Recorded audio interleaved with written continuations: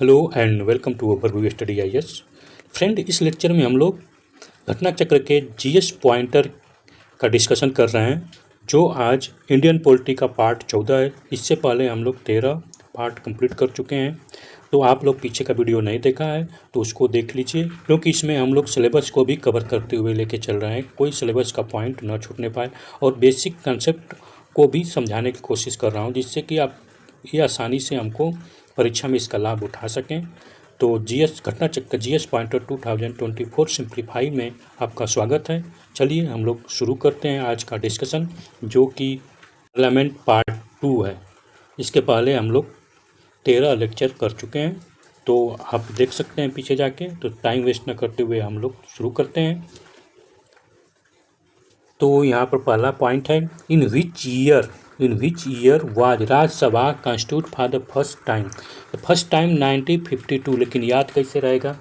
तो 90 आप खुद सोचिए कि कॉन्स्टिट्यूशन कब बना था। तो कॉन्स्टिट्यूशन सबको मालूम है कि 26 नवंबर 1949 को क्या हुआ, अडॉप्ट किया गया, इनेक्ट किया गया। लेकिन कुछ रिमेनिंग पार्ट जो है 26 जनवरी को किया गया।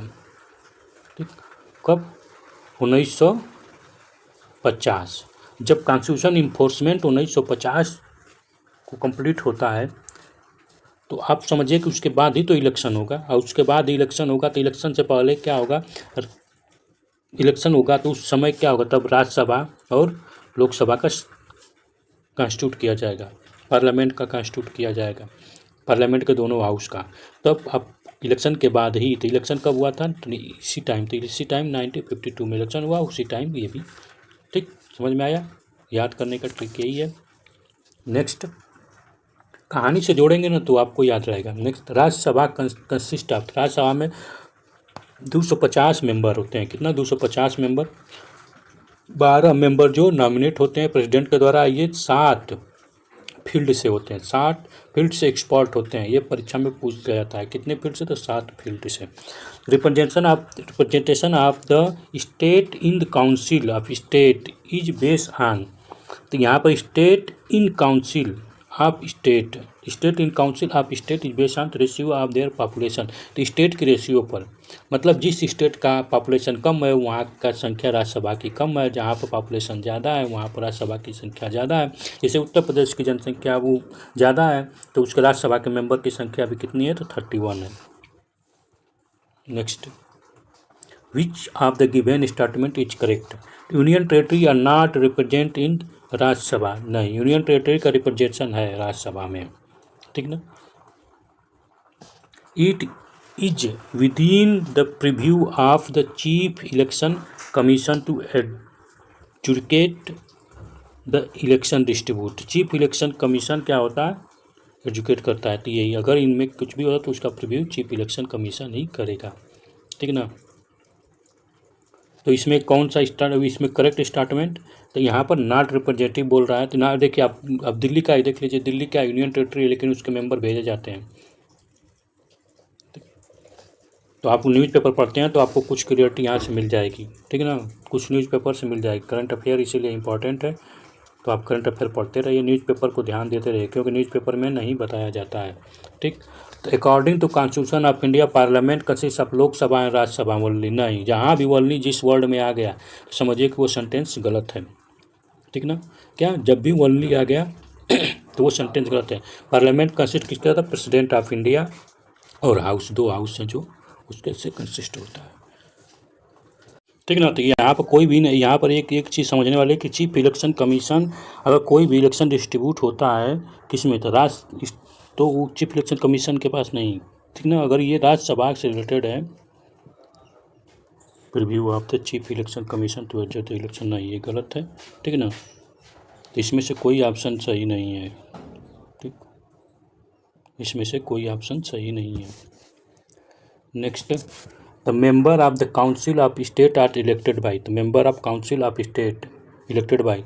तो देखिए, council of state elected by किसका था? Legislative assembly of state, member of legislative assembly. क्योंकि स्टेट के रिप्रेजेंटेटिव होते हैं, तो स्टेट से रिप्रेजेंटेटिव होते हैं, तो ये इनडायरेक्ट इलेक्शन होता है। इनकी किसको कौन करता है? तो विधानसभा के मेंबर, वो भी जो पीपल के द्वारा इलेक्टेड होके आए हैं। What is a tenure of the member of council of state? 6 year और 1/3 2/3 क्या होते हैं कि हर साल रिलीज हो जाते हैं, ठीक ना। 2/3 नहीं 1/3, देखिए 1/3 हम डिस्कशन कर चुके हैं इसका। 1/3 एवरी 2 ईयर पर क्या उनका एक्सपायरी हो जाते हैं, ठीक ना। उनका ये हाउस जो होता है राज्यसभा का, ये सब डिस्कशन किया जा चुका है।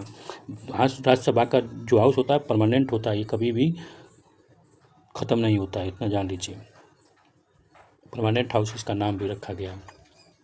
पहले लेक्चर, इसके पीछे वाले लेक्चर में इसका डिस्कशन किया जा चुका है, फिर भी यहाँ पर क्वेश्चन है तो कर रहे हैं, ठीक है ना। Which statement about Rajya Sabha is not correct? Not subject to dissolution, ये कभी भी डिसोल्यूशन नहीं होती है। परमानेंट हाउस है, 1/3 मेंबर केवल 2 साल पर क्या होते हैं, रिटायर हो जाते हैं, 2 ईयर पर, ठीक। फिर दोबारा इलेक्ट करके आते हैं। First actress to nominate to Rajya Sabha, Nargis Dutt, Sen Dutt की माता जी। The parliament of India has the power to legislate for the following, ठीक। तो parliament of India has the power to legislate, legislate मतलब कानून बनाने का, किसको? पार्लियामेंट को, यूनियन ऑफ इंडिया के लिए, टेरिटरी ऑफ इंडिया के लिए, ठीक। India subject resident and their property situated anywhere in the world, ठीक। तो ये सबके लिए तो सभी करेक्ट ऑप्शन है। Next, according to the constitution of India the executive power of the union shall be vest in, तो एग्जीक्यूटिव पावर किस में है? तो प्रेसिडेंट में है, ठीक ना। ये नहीं, president, prime minister of India में नहीं, प्रेसिडेंट ऑफ इंडिया में है। Executive power vest in the president. Next, which of the following statement correct regarding the Rajya Sabha? तो 1/3 of member retire every 2 year, हाँ, तो 1/3 मेंबर हमेशा के लिए होते हैं और 6 साल का इनका टर्म होता है। Which come under the exclusive power of the council of the state? Which come under the exclusive power? Exclusive power मतलब ऐसी पावर जो स्पेशल इनको प्रोवाइड किया गया केवल काउंसिल ऑफ स्टेट को। काउंसिल ऑफ स्टेट को कुछ ऐसे पावर प्रोवाइड किए गए हैं जो लोकसभा को नहीं है, ठीक ना, राज्यसभा को। कौन सा? Create the knew all India service, यानी इसको ऑल इंडिया सर्विस नया करने के लिए, किसमें? तो 249 आर्टिकल बोलता है कि भैया राज्यसभा चाहे तो नया एक ऑल इंडिया सर्विस क्रिएट कर सकता है। देखिए यहाँ पर एक मिस्टेक हो गया, 249 जो है राज्यसभा को पावर दिया गया है कि वो स्टेट के किसी सब्जेक्ट पर, ठीक ना, वो लॉ बना सकती है, ठीक, ये दिया गया। और जो ये है ऑल इंडिया का, तो ये 312 आर्टिकल, ये थोड़ा सा मिस्टेक हो गया, दिमाग से उतर गया था, ठीक ना, तो आप इसको सही कर लीजिए। तो 312 याद कर लीजिए, 312 आर्टिकल के अंदर क्या राज्यसभा को पावर है कि नया सिविल सर्विस ऑल इंडिया के लेवल पर नया से क्रिएट कर सकते हैं, ठीक है ना। आर्टिकल भूल जाता है, इसलिए बार बार पढ़ने से याद रहता है। Which special power has be confirmed on Rajya Sabha to by constitution of India, तो कॉन्स्टिट्यूशन को कौन सा पावर दिया गया है? To pass the resolution empower the parliament to the make the law in state list, हाँ, स्टेट लिस्ट में कौन सा आर्टिकल है? 249, देखिए यहाँ पर आ गया। And create the more one या मोर ऑल इंडिया सर्विस, तो कौन सा है? तो ये 312 है, ठीक ना, ये 312 आर्टिकल है, ये 249 आर्टिकल है। तो ये थोड़ा सा मिस्टेक हुआ था, याद आया तो उसको मैं सही किया, ठीक ना। तो ये आपको राज्यसभा है जो equal power with Lok Sabha, amending the constitution, constitution के अमेंड करने में राज्यसभा और लोकसभा को दोनों को सेम पावर है। जब राज्यसभा अगर ये कहेगा कि नहीं ये अमेंडमेंट नहीं होगा तो नहीं होगा, ठीक है ना, दोनों हाउस से पास होना पड़ेगा, मनी बिल को छोड़ के। मनी बिल लोकसभा के पास पावर है। The resolution pass by the Rajya Sabha under 249 article of the constitution empower the parliament to the legislate on the state subject in the national interest remain in force for the period not exceed 1 year. यानी ये 249 के अंतर्गत ये article बनाएंगे, और वो भी national interest के लिए बनाएंगे। कोई स्टेट से परमिशन नहीं लेने की ज़रूरत पड़ती है, लेकिन उसका कितने साल तक रहेंगे? तो 21 साल तक उसका पावर रहेगा, किसका? उल्लाह का वैलिडिटी, उसके बाद वो कहानी ख़त्म हो जाएगी, ठीक ना है। नहीं तो फिर क्या होगा? बवाल हो जाएगा, फेडरल स्ट्रक्चर का खत्मा हो जाएगा। Next, statement correct describe the 4th schedule of the constitution. 4th schedule में क्या है? तो 4th शेड्यूल देखिए यहाँ पर 7 शेड्यूल, तो कुल शुरुआत में 8 शेड्यूल थे, अब उसको मिल के कितने हो गए हैं? तो इस समय 12 शेड्यूल हैं, ठीक। और फोर्थ शेड्यूल बोलता है कि राज्यसभा की कितनी सीटें हैं। तो जब राज्यसभा की सीटों में चेंज आता है तो शेड्यूल 4 में चेंज आएगा। Next, correct the match the following. Madhya Pradesh 11, Maharashtra 19 Rajya Sabha की सीटों का नाम वो है। तमिलनाडु 18, वेस्ट बंगाल 16। अब देखिए ये राज्यसभा का ये सब न्यूज में है, न्यूज में महाराष्ट्र में चुनाव होने वाला है, न्यूज में है। तो जब आप जो न्यूज में रहेगा अगर याद रहेगा तो आपको थोड़ा सा लाभ मिलेगा, ठीक है ना। तो यहाँ पर क्या बोल रहा है करेक्ट करने के लिए, कौन सा करेक्ट करना है, ठीक है ना। तो इसमें आप देखेंगे कर्नाटक में 11 है और गुजरात में 11 सीट हैं। कर्नाटक में आप देखेंगे 12 सीट हैं, केरला में 9 सीट है, उड़ीसा में 10 सीट हैं, ठीक ना। तो ये आपको याद होना चाहिए, इसे बार बार पूछ रहा है, ये सीटें आप बार बार देखेंगे याद हो जाएगा। राजस्थान में 10 सीट है, गुजरात में 11 सीट है, कर्नाटक में 12 सीट है, पंजाब में 7 सीट है। तो पंजाब ऐसे लिखते हैं ना, तो पी ऐसे करते हैं, ऐसे कर देंगे 7 हो जाएगा, पता नहीं ऐसे भी बड़े याद होंगे। The chairman of the council of state, vice president x officio chairman होता है। क्या chairman of council of state, vice president जो होता है एक्स ऑफिशियो चेयरमैन होता है। इसको चेयरमैन की पोस्ट नहीं देनी पड़ती है। ये क्या हो रहा है, जो भी वाइस प्रेसिडेंट बनेगा वो ऑटोमेटिक क्या हो जाएगा, काउंसिल ऑफ स्टेट का क्या हो जाएगा, चेयरमैन हो जाएगा। Ex officio chairman of Rajya Sabha, vice president, present chairman of Rajya Sabha Shri Jagdeep Dhankhar साहब हैं। Correct statement with respect the qualification for to become the Rajya Sabha member. Rajya Sabha का मेंबर बनने के लिए आपको 30 साल का होना चाहिए, 30 साल से मिनिमम 30 साल होना चाहिए। Should not hold office of profit नहीं होना चाहिए। What is a fix strength of the Rajya Sabha, 250 member हैं, जिसमें से आपको 12 मेंबर जो हैं स्पेशल क्राइटेरिया से आएंगे, जो प्रेसिडेंट के द्वारा चुने जाते हैं, ठीक है ना, ये नॉमिनी होते हैं। Next, what will be the follow if money bill is substantial amendment by Rajya Sabha. कोई मतलब नहीं है, अगर राज्यसभा चेंज भी कर दे तो कोई एक्सेप्टेबल नहीं करेगा, ठीक है ना। वो लोकसभा को पावर दिया गया है। क्यों पावर दिया गया है लोकसभा को कि मनी बिल राज्यसभा पर इफेक्ट नहीं पड़ेगा, मनी बिल पर राज्यसभा का कोई ओपिनियन नहीं। क्यों, इसलिए कि ताकि लोकसभा में क्या होता है, कोई भी जो भी मेजोरिटी गवर्नमेंट होती है तो लोकसभा में ही मेजोरिटी गवर्नमेंट बनाई जाती है, और majority government people of house में ही होते हैं, लोकसभा में ही होते हैं। कोई भी मेजोरिटी गवर्नमेंट होती है तो पीपल ऑफ हाउस में होते हैं, लोकसभा में। और लोकसभा से अगर गवर्नमेंट को अगर पैसा नहीं मिलेगा तो अपना वो काम नहीं कर पाएगा। अगर राज्यसभा पर डिपेंड होना पड़ेगा यानी वहाँ से भी बिल पास करवाना पड़ेगा, तो राज्यसभा वाले में अगर मेजोरिटी नहीं रहेगी, क्योंकि इसमें तो 6 साल ख़त्म नहीं होता है, कंटिन्यूटी चलता रहता है। लेकिन क्या होगा, मेजोरिटी पार्टी जो होगी, जो गवर्नमेंट बनाई है, उसका इसमें मेजोरिटी कम है, तो वो सोचेंगे कि इनको ऐसा किया जाए कि इनका पैसा ना पहुँचे और ये कोई प्रोग्राम स्कीम न चला पाए देश के लिए, और डेवलपमेंट न करती है, अटका देंगे बिल को, और वो बिल पास नहीं होगा, सरकार के पास पैसा नहीं आएगा, सरकार कुछ कर नहीं पाएगी। इसीलिए इस विडम्बना को, इस अवरोध को रोक दिया गया है। तो लोकसभा में still proceed with bill accept और not accept the recommendation of the Rajya Sabha. तो राज्यसभा के रिकमेंडेशन को एक्सेप्ट करेगी नहीं करेगी, ये लोकसभा के ऊपर है। Who can participate in the deliberation of Lok Sabha while being the member of Rajya Sabha. तो राज्यसभा का मेंबर होते हुए लोकसभा में कौन जाएगा, मंत्री जाएगा, और कोई नहीं बैठ सकता है। मंत्री दोनों हाउस में बैठ सकता है, ठीक है ना। वो किसी भी मंत्री है, वो किसी भी हाउस का मेंबर हो, उसको कोई मतलब नहीं है, वो कहीं भी जा सकता है क्योंकि वो मंत्री है।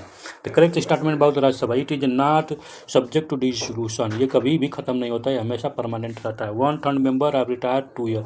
तो 1/3 मेंबर हमेशा 2 साल के बाद रिटायर हो जाते हैं। इनका टर्म कितना होता है, 6 साल का होता है, ठीक है।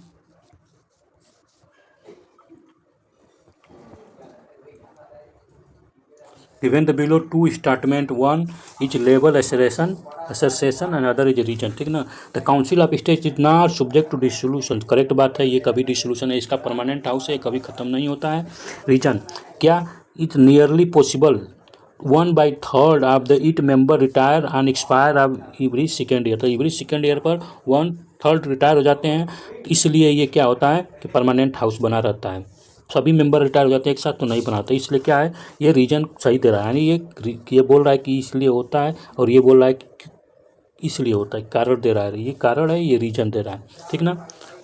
तो ये एक्सप्लेन कर रहा है। आपको जब भी नहीं समझ में आए कि क्या हो, कौन सा एक्सप्लेन सही कर रहा है, तो आप क्या बनाइए, वाई, वाई लगा दीजिए। तो यहाँ पर आप क्वेश्चन मार्क लगाएंगे कि why is the council of state not subject to dissolution. आपको उत्तर मिल जाएगा कि because 1/3 of it member retire on expiration of the every second year. तब अगर उत्तर नहीं मिला तो मतलब कि कुछ गड़बड़ है और इसका एक्सप्लेन सही नहीं है, ठीक। अब थर्ड पार्ट है, थर्ड पार्ट में देखें क्या क्या दिया है। ये तो अपने मतलब से किया है, अब तो पार्लियामेंट पढ़ते हैं तो एक ही साथ पढ़ा जाता है लक्ष्मीकांत में। Given the below two statement, one is level at. First क्या है, under the article 368 the parliament can amend any part of constitution, correct है। The parliament is a supreme legislative body elected by the people of India. तो parliament क्या है, supreme legislative body, सही बात है, supreme legislative body है जो elected by people of India के द्वारा इलेक्ट करके आती है, तो सही बात है इसको, ठीक ना। तो ये दोनों इसका रीजन है, क्या एक्सप्लेन कर रहा है, ठीक ना। वाई लगाइए, एक्सप्लेन मिल जाएगा।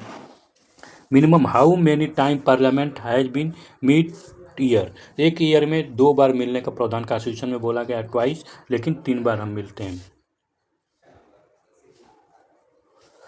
What should be maximum interval between the two conjugative session of parliament, 6 month, लेकिन ये बोला गया कि मिनिमम 6 मंथ का होना चाहिए गैप।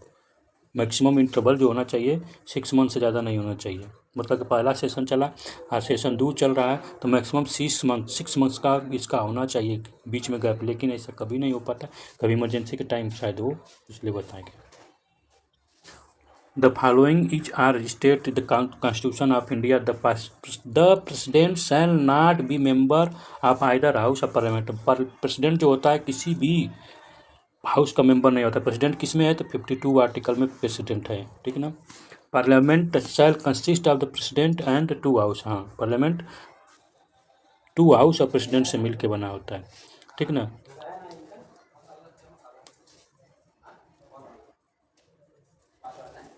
ठीक, राज्यसभा किस में है, तो राज्यसभा 80 में, 81 लोकसभा, ठीक ना। पार्लियामेंट कॉन्स्टिट्यूट ऑफ पार्लियामेंट किस में है, तो एक घटा दीजिए 79 में, ठीक ना। A bill amendment the constitution require prior recommendation of the president से पहले ही पूछना पड़ता है ये बिल में अमेंडमेंट करने के लिए। तो कौन सा बिल है भैया, जानते हैं, मनी बिल और स्टेट का आर्टिकल 2 और 3, ठीक ना। आर्टिकल 2 और 3 आप देखेंगे जिसमें स्टेट की क्या बोलते हैं, स्टेट चेंज करना, न्यू स्टेट स्टेबलाइज करना और उसका एरिया कोई नया स्टेट बनाना, एडमिट करना, ठीक ना। तो दोनों में आपका प्रेयर परमिशन की ज़रूरत पड़ती है, ठीक। When Constitution Amendment Bill is present to the President of India, Constitutional Amendment, it obligates to for the President of India to give her assent. Constitution bill present to the president of India, तो president of India obligatory नहीं है, क्या है, अगर constitution amendment किया जाता है तो ये ओब्लिगेटरी नहीं है, वो प्रेसिडेंट के ऊपर है कि कॉन्स्टिट्यूशन अमेंडमेंट के बिल को वो लेके जाए या न लेके जाए, ठीक है। ओब्लिगेटरी की बात कर रहा है, ठीक ना। तो यहाँ पर अगर करेक्ट स्टेटमेंट को, तो ये कॉन्स्टिट्यूशन अमेंडमेंट बिल है, ठीक। तो यहाँ पर देखिए, एक तो 2/3 से मेजोरिटी से पास हुआ, स्पेशल मेजोरिटी, ठीक ना। तो ओब्लिगेशन जरूरी है, इसीलिए आप बोल रहा है ओब्लिगेशन होना चाहिए, तो इसलिए स्टेटमेंट करेक्ट है, ठीक ना। आपको स्टेटमेंट करेक्ट है। यह बोल रहा है कि a bill amend the constitution amend की बात कर रहा था, रिक्वायर नहीं, इसमें कॉन्स्टिट्यूशन अमेंड के लिए नहीं, मनी बिल आर्टिकल 2-3 के लिए प्रियर रिकमेंडेशन की बात होती है। यहाँ पर कॉन्स्टिट्यूशन अमेंडमेंट बिल, ठीक है ना, प्रेसिडेंट के पास है, तो प्रेसिडेंट को ओब्लिगेशन है कि उसको साइन करना ही करना है, क्योंकि स्पेशल मेजोरिटी से पास हो रही है, 2/3 की मेजोरिटी, प्रेजेंट वोटिंग, ठीक ना। इसलिए a constitution amendment bill must be pass by both Lok Sabha Rajya Sabha a special majority, there no provision for the joint session. तो कॉन्स्टिट्यूशन अमेंडमेंट के लिए ज्वाइंट सेशन नहीं है, ठीक ना। कॉन्स्टिट्यूशन अमेंडमेंट के लिए ज्वाइंट सेशन नहीं है, कि है कॉन्स्टिट्यूशन अमेंडमेंट के लिए ज्वाइंट सेशन नहीं है, ठीक ना। तो ये क्या स्टेटमेंट करेक्ट है, नो प्रोविजन ऑफ, ठीक। तो 2 और 3 केवल सही है। Formation of parliament, formation of parliament completely house of people house of people, council of state, president. President किस में है? 52 आर्टिकल में। काउंसिल ऑफ स्टेट किस में है? 80 आर्टिकल में। हाउस ऑफ पीपल के 81 में। पार्लियामेंट किस में है? पार्लियामेंट आपका 79 में। ठीक, ये 3-4 आर्टिकल आपको याद होना चाहिए। नेक्स्ट थोड़ा सा हम देख लेते हैं कैसे कॉन्स्टिट्यूशन चेंज होता है, उसका क्या प्रोसेस। कोई भी बिल हो, चाहे अमेंडमेंट के लिए हो, चाहे नॉर्मल कोई कॉन्स्टिट्यूशन अमेंड के बिल हो, चाहे कोई भी बिल हो, वो पहले तो या तो राज्यसभा में जाएगी या तो लोकसभा में, दोनों में जाने पहले किसी भी हाउस में उसको राइज किया जा सकता है। जरूरी नहीं है कि हम राज्यसभा से करें, जरूरी नहीं है कि लोकसभा से। ठीक, उसके बाद दोनों हाउस में क्या होगा? डिस्कशन होगा। और डिस्कशन होगा तो उसमें क्या होगा कि डिस्कशन और वोटिंग होगा। तो वोटिंग बहुत ज़रूरी है। तो उसमें क्या होगा कि 50% से ज़्यादा मेंबर प्रेजेंट रहें और वोट करें। कितना? 50% से ज़्यादा रहें और वोट करें। और 2/3 से ज़्यादा से कम नहीं होना चाहिए। 2/3 मेंबर से ज़्यादा प्रेजेंट और वोट करना चाहिए। ठीक, तो 2 प्रोसेस है। पहला कि 50% से ज़्यादा वहाँ प्रेजेंट होना चाहिए वोटिंग के लिए, और 2/3 वो अगर 50%, ठीक ना, फिर उसके बाद 2/3 मेंबर प्रेजेंट और वोट करना चाहिए। जब उसके बाद काउंटिंग होगा, वोट का काउंटिंग होने के बाद अगर टाई हो जाता है तब उसके बाद प्रिसाइडिंग ऑफिसर को कहा जाएगा कि भैया आप बोलिए किधर जाएंगे। फिर उसके बाद ये राज्यसभा और लोकसभा से पास हो जाएगा, प्रेसिडेंट के पास जाएगा, प्रेसिडेंट उस पर साइन कर देगा। ये बाउंड है साइन करने के लिए। क्या है? President who is bound to the sign. ठीक ना, यहाँ पर देखिए ध्यान से, ये बाउंड है साइन करने के लिए। और बाउंड क्योंकि ये कॉन्स्टिट्यूशनल अमेंडमेंट है, उसके बाद ये बिल बन जाएगा एक्ट और कॉन्स्टिट्यूशन में चेंजिंग हो जाएगा। ये सब प्रोसेस किसके अंदर होता है? तो आर्टिकल 368 के अंदर होता है। 368 के अंदर 2 कहानियाँ चलती हैं। ठीक ना, 368 के 2 कहानियाँ, एक फेडरल स्ट्रक्चर की कहानी होती है, एक होती है सिंपल। अगर फेडरल स्ट्रक्चर है मतलब कि स्टेट से रिलेटेड कोई मैटर है तो उसको अब स्टेट का रेटिफिकेशन चाहिए। ठीक है, दोनों हाउस से पास होने से या प्रेसिडेंट से जाने से पहले, तो बीच में कहानी गड़बड़ा है। 368 में आप समझिए कि ये किसी भी हाउस में आपका प्रेजेंट किया जा सकता है। मेजोरिटी, सिंपल मेजोरिटी नहीं, स्पेशल मेजोरिटी चाहिए प्रेजेंट और वोट करने के लिए। ये मेजोरिटी क्या होती है इसके बारे में मैं बता देता हूँ। ठीक है, स्पेशल मेजोरिटी चाहिए और प्रेजेंट वोट करने के लिए 1/3 टोटल मेंबरशिप, 50% से ज़्यादा होना चाहिए मेंबर वहाँ पर प्रेजेंट। ठीक, अगर ये फेडरल स्ट्रक्चर है यानी स्टेट से रिलेटेड में इशू है, स्टेट का मैटर है, तो ये क्या होगा? स्टेट के पास जाएगा और उसमें से 50% स्टेट, यानी इस समय 28 स्टेट हैं तो 14 स्टेट से ज़्यादा यानी 15 स्टेट का सिक्योरिटी चाहिए, रेटिफिकेशन के हम एग्री हैं इससे। फिर उसके बाद तब उसके बाद जाएगा ये प्रेसिडेंट के पास, प्रेसिडेंट इसको कहेंगे कि ठीक है, और इस पर ज्वाइंट सेशन नहीं होगा। और ये 24th अमेंडमेंट हुआ था जिसमें बाउंड कर दिया गया था कि कॉन्स्टिट्यूशनल अमेंडमेंट को ये चेंज नहीं कर सकते हैं। ठीक, तो ये आपको याद होना चाहिए 24 अमेंडमेंट। और कॉन्स्टिट्यूशनल अमेंडमेंट स्टेट के द्वारा नहीं इनिशिएट किया, जब भी किया जाएगा तो पार्लियामेंट के द्वारा ही किया जाएगा। ठीक, अब रही बात मेजोरिटी की, मेजोरिटी कैसे आप जानेंगे कि सिंपल मेजोरिटी किस में यूज होगा, किस में स्पेशल मेजोरिटी होगा। देखिए, जब कोई काम टाइप ऑफ मेजोरिटी, तो मेजोरिटी यहाँ पर टाइप 2 टाइप का होता है। एक तो majority for the amendment, other type of majority. तो जब कॉन्स्टिट्यूशन अमेंडमेंट करने की बात आएगी तब यहाँ पर दिक्कत होती है, क्योंकि कॉन्स्टिट्यूशन में बहुत बड़ा चीज़ बदलाव कर रहे हैं। तो उसमें चाहिए आपको, जब कोई स्पेशल काम होगा, मतलब कि बहुत बड़ा, जैसे मान लीजिए कि प्रेसिडेंट को हटाना है या प्रेसिडेंट को हमको पोस्ट हटानी है, राज्यसभा का पोस्ट हटाने के, भैया राज्यसभा में कम कर देंगे संख्या इनकी, तब क्या? अब यहाँ बहुत कॉन्स्टिट्यूशन में बहुत बड़ा बदलाव होने वाला है, एक रिप्रेजेंटेटिव होने वाला है या रिप्रेजेंटेटिव बढ़ने वाला है। तो उसमें क्या कॉन्स्टिट्यूशन अमेंड करना पड़ेगा। तो कॉन्स्टिट्यूशन अमेंड करना के लिए एक स्पेशल काम होता है, तो इसमें स्पेशल मेजोरिटी चाहिए। मेजोरिटी ऐसी हो कि जल्दी मीट ना हो पाए। ठीक, मीट हो लेकिन सबके रजामंदी से, तो वहीं, तो यहाँ पर अमेंडमेंट का मेजोरिटी कब को चाहिए? तो एक अंडर द आर्टिकल 368 के लिए। ठीक, और एक है आउटसाइड एंड 368 के मैटर से बाहर हो तो जितना भी मैटर से बाहर हो सिंपल मेजोरिटी, उसमें केवल 50% मेंबर प्रेजेंट वोटिंग कर देंगे, खत्म। एंड 2/3 नहीं चाहिए। ठीक, 50%। यहाँ पर क्या है कि स्पेशल मेजोरिटी होगी और 50% से ज़्यादा मेंबर क्या होना चाहिए? प्रेजेंट होना चाहिए टोटल मेंबर। और उसके लिए मेंबर हाउस में वोटिंग और प्रेजेंट 2/3 होने चाहिए। स्पेशल मेजोरिटी और कंसेंट यानी फेडरल स्ट्रक्चर के लिए ये कहानी है। अदर मेजोरिटी के लिए क्या होगा? नन फॉलो इन इंडिया, ये फॉलो इंडिया में फॉलो नहीं किया जाता है। एब्सोल्यूट मेजोरिटी और इफेक्टिव मेजोरिटी, ठीक है ना, ये इंडिया में नहीं फॉलो किया जाता है, इसलिए इसके बारे में नहीं जाने, बस इतना ही जाने कि आपका क्या होता है मेजोरिटी। ठीक ना, तो बहुत कुछ हुआ, समझ में आया, नहीं समझ में आया तो फिर करेंगे। The officer of the parliament include the speaker of Lok Sabha, duty speaker of Lok Sabha, secretary general of Lok Sabha, chairman of Rajya Sabha. तो पार्लियामेंट का ऑफिसर इंक्लूड किया तो ये सब हैं, ठीक है ना। The membership of parliament legislative assembly, या पार्लियामेंट का हो या लेजिस्लेटिव असेंबली का हो, मेंबरशिप में be terminate if he remain absent without the information in respective house term of 60 day. अगर 60 डे ये लोग हाउस में प्रेजेंट नहीं होते हैं तो क्या होंगे, इनको बिना इंफॉर्मेशन के इनको मेंबरशिप को टर्मिनेट कर दिया जाएगा। इसका डिसीजन कौन लेगा, स्पीकर।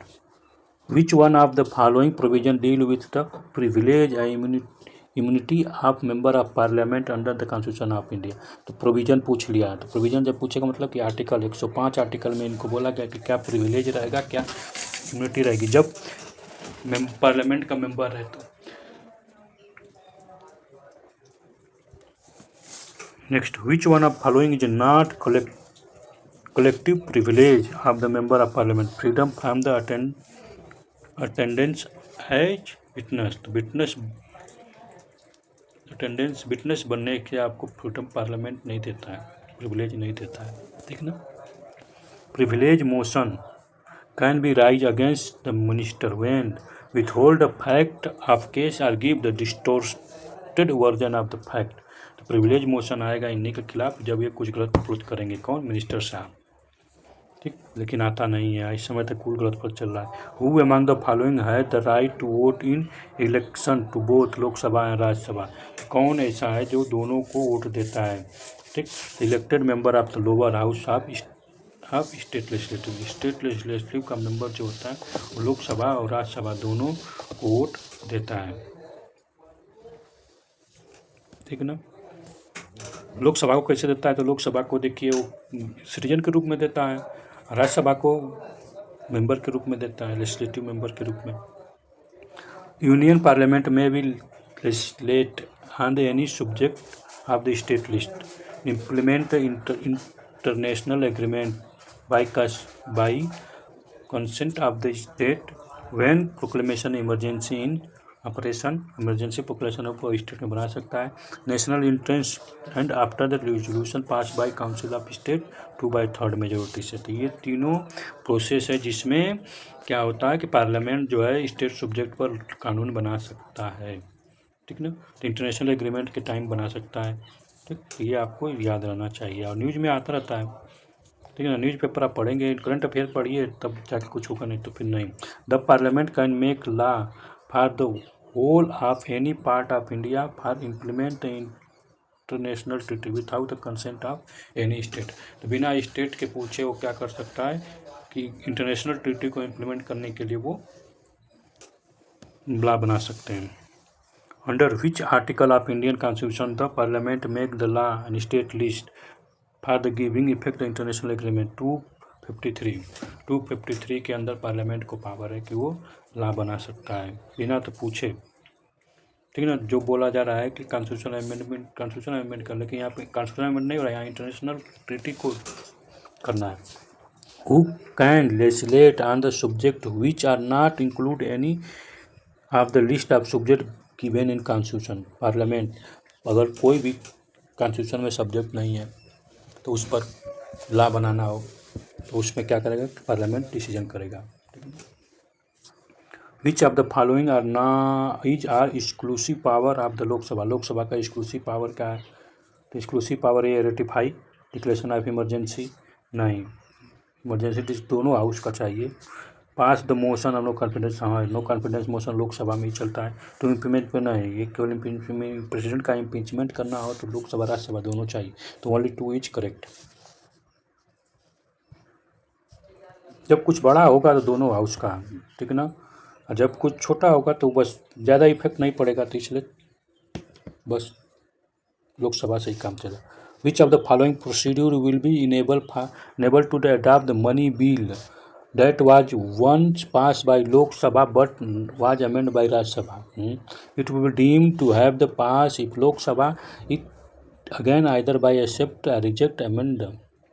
तो यहाँ पे देखिए जब मनी बिल जाएगी आर्टिकल 100 कितना है ये 110, बोलता है कि जब भी मनी बिल जाएगा तो क्या हो जाएगा कि लोकसभा को पावर है और बस ये फॉर्मेलिटी के लिए भेजा जाता है कि भैया राज्यसभा तुम भी देख लो कि ऐसा ऐसा हुआ है, ठीक है ना। बाकी जरूरी नहीं कि बस वो लिख दिया गया कॉन्स्टिट्यूशन में कि उनको मालूम चले, लेकिन ये नहीं लोकसभा को बोला गया है कि वो राज्यसभा की बात को माने, उसका मन मानेगा, मन कर नहीं मानेगा, ठीक ना।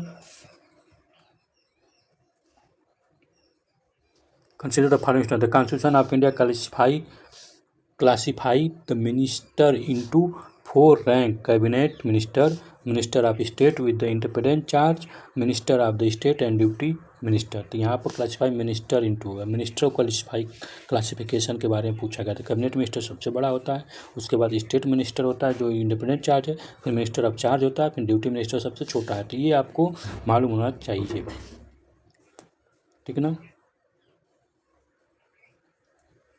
The total number of ministers in union government include the prime minister shall not be exceed 15% total of member of Lok Sabha. तो ओनली 2 इज करेक्ट है, ठीक ना, फर्स्ट इज इनकरेक्ट। तो यहाँ पर मिनिस्टर का रैंक बोला है, ठीक ना। तो minister of state with independent इसको नहीं गिना गया है, ठीक ना, इसको हटा देंगे। बाकी ये और ये और ये होना चाहिए, ये प्रॉब्लम क्रिएट कर दिया, ठीक। ये आर्टिकल 74 बोलता है केवल काउंसिल ऑफ मिनिस्टर की बात किया है, ठीक ना। क्या बोला, काउंसिल ऑफ मिनिस्टर, इसलिए स्टेटमेंट गलत है। कहीं भी काउंसिल ऑफ मिनिस्टर का क्लासिफिकेशन कॉन्स्टिट्यूशन ऑफ इंडिया में नहीं किया गया है। तो आप जब भी इस चीज़ को ध्यान देंगे तो कॉन्स्टिट्यूशन ऑफ इंडिया तो ठीक ये गलत हो जाएगा, लेकिन अगर आप कॉन्स्टिट्यूशन ऑफ इंडिया को हटा देते हैं तो हमारे यहाँ क्लासिफिकेशन ऑफ मिनिस्टर का इसी तरह से यही है, ठीक ना, इसलिए सही है। तो यहाँ पर ध्यान देना होगा कॉन्स्टिट्यूशन ऑफ इंडिया। तो कॉन्स्टिट्यूशन ऑफ इंडिया कहीं भी काउंसिल ऑफ मिनिस्टर का कहीं भी मिनिस्टर का क्लासिफिकेशन नहीं किया, 74 में यही बोला है, ठीक ना, कि constitution of 74 council of minister is head and advise to president headed by prime minister, ठीक ना। काउंसिल ऑफ यहाँ पर ये ध्यान देने वाली चीज़ है, ठीक। बाकी तो है, अगर वहीं पर कॉन्स्टिट्यूशन ऑफ इंडिया हटा दिया तो वो स्टेटमेंट करेक्ट हो जाएगा। Recommendation of the Rajya Sabha after the money bill is passed by Lok Sabha transmit to Rajya Sabha have to accept by Lok Sabha within 14 days from the receipt recommended they get them the incorporate in bill, ठीक। ये गलत है, money bill can not introduce इन राज्यसभा ना, ये सही है, ठीक ना। मनी बिल राज्यसभा में इंट्रोड्यूस नहीं किया जाएगा।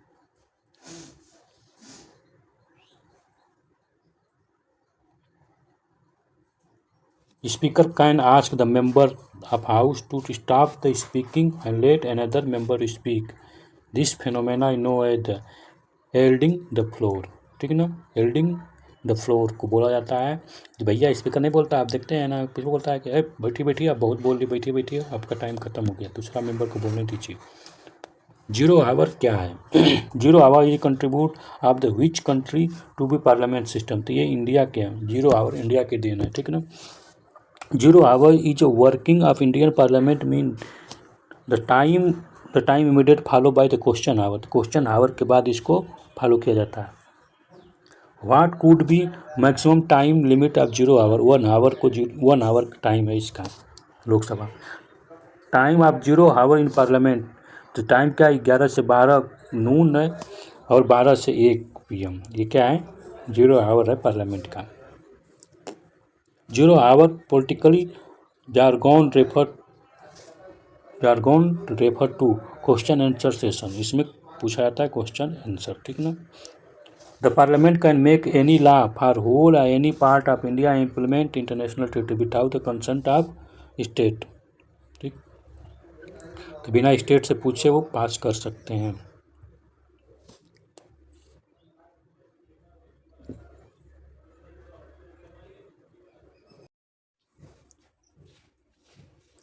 Under which article of Indian Constitution Parliament can make law on subject list, state subject list, जो स्टेट लिस्ट है उसके सब्जेक्ट में से, ठीक ना। State list subject for the giving effect to international agreement.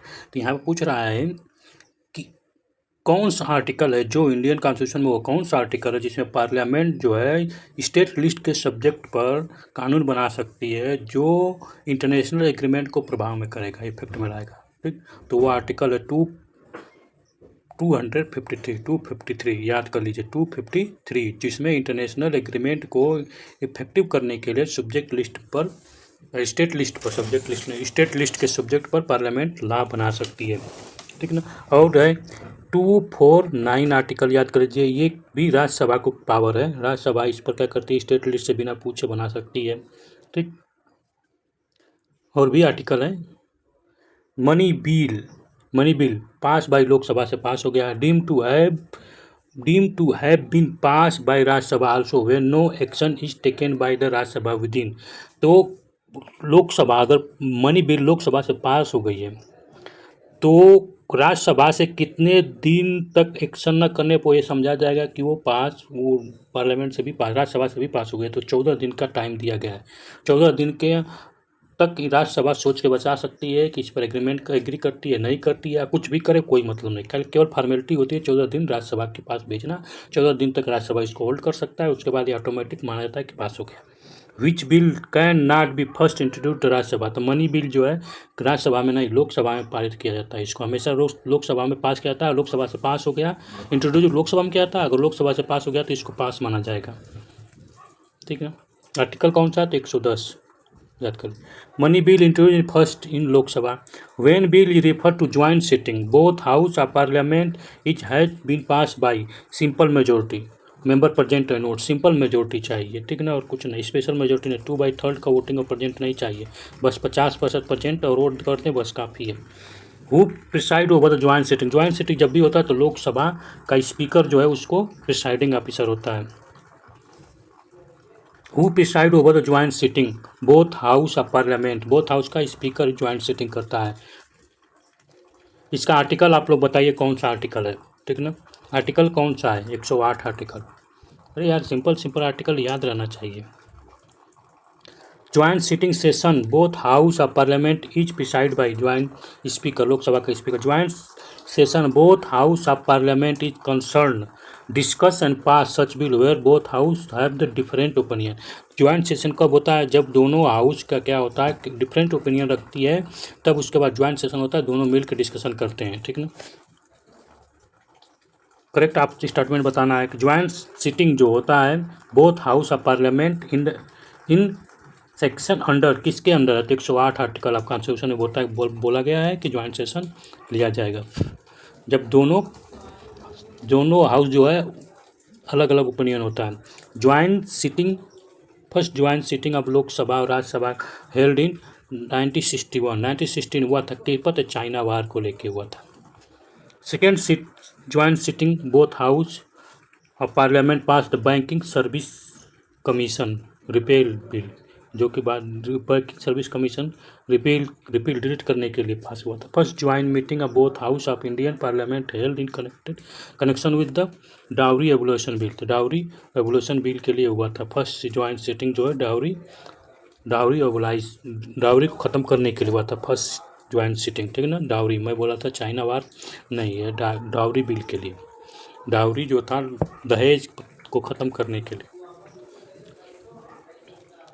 Deadlock between Lok Sabha and Rajya Sabha call for the joint sitting of parliament and during the passage of ordinary legislation.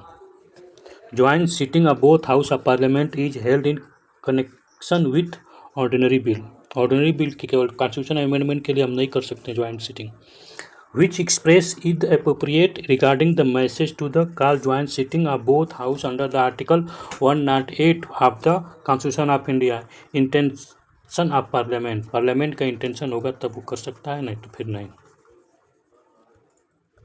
Next, what will be happen if president summon for joint sitting session. Summon माने क्या होता है, बुलावा, किसी बुलावा, ठीक ना। आप पार्लियामेंट, इसको कॉल भी बोलते हैं, call. And in mean time Lok Sabha dissolve, अब अगर ज्वाइंट सेशन के लिए बुला रहा है प्रेसिडेंट और उसी टाइम पर क्या होता है, लोकसभा खत्म हो जाता है, तो क्या होगा, joint session will be held in time schedule time, यानी ज्वाइंट सेशन तो होगा भले पार्लियामेंट डिसॉल्व हो गई है, ठीक ना। ए legislative bill may be introduce in which house of parliament, either house of parliament, या तो राज्यसभा में हो या तो लोकसभा में हो, कोई मैटर नहीं करता है, बस कहीं से भी इंट्रोड्यूस होना चाहिए। Which reference to the parliament of India consider the following statement. Private member bill is bill present by the member of parliament who is not elected but only nominate by the president. हाँ, तो वो nomination हो चाहे कुछ भी हो, कोई मतलब नहीं है, वो कैसा हूँ, वो पार्लियामेंट का मेंबर होना चाहिए। बस ये है कि प्राइवेट बिल वो बिल होगा जो मिनिस्टर के द्वारा नहीं लाया गया होगा, वो मिनिस्टर नहीं लाएगा बस। Recently private member bill has been pass in the parliament of the India first time in history 9। ठीक ना, ये ओनली लिखा है तो ओनली हम कहेंगे जहाँ भी आएगा वो गलत मानेंगे। ठीक ना, तो ये दोनों ऑप्शन इनकरेक्ट है। ठीक ना, क्यों कि यहाँ पर बोल रहा है कि ओनली नॉमिनेशन नहीं, कोई भी मेंबर ला सकता है, वो केवल मेंबर होना चाहिए पार्लियामेंट का, चाहे वो नॉमिनी हो चाहे इलेक्टेड हो। Statement of regarding statement of the following, a bill pending in Rajya Sabha which has not been passed by Lok Sabha shall not be lapse on the dissolve of the Lok Sabha. सही बात है, अगर वो राज्यसभा से खुद सोचे, राज्यसभा कभी ख़त्म नहीं होती है, परमानेंट हाउस है, यहाँ से बिल पास हो गई है लेकिन अभी लोकसभा में नहीं पहुँची है। ठीक है, लोकसभा क्या डिसॉल्व हो गया तो कोई इफेक्ट नहीं पड़ेगा, लेकिन लोकसभा से पास होती है, लोकसभा डिसॉल्व हो जाती है, ठीक ना, तब क्या होगा, तब इफेक्ट पड़ेगा। ठीक, not lapse. Who has the right issue the money from the consolidated fund of India according to budgetary provision from the consolidated fund can only be obtained if the parliament permit। तो consolidated fund से जब भी parliament permit करेगी तभी होगा। ठीक ना, और उसके लिए क्या होगा, उसके लिए आपको अप्रोप्रिएट अंडर किसके अंदर, आर्टिकल 114 के अंदर आपको अप्रोप्रिएशन दिया गया है। The article of Indian council related to the contingency fund 267 में है। ठीक ना, which expenditure is not charge on the consolidated fund of India, salary allowance of prime minister of India, ये कंसोलिडेटेड फंड से नहीं है। ठीक, which is not mandatory expenditure charge on the consolidated fund of India, salary and pension member of election commission. ठीक ना,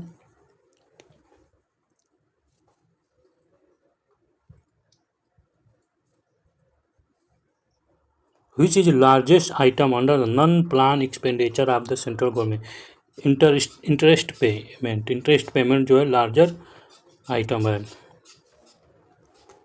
next, authorisation of the for the withdrawal of fund from consolidated fund of India must come from parliament of India.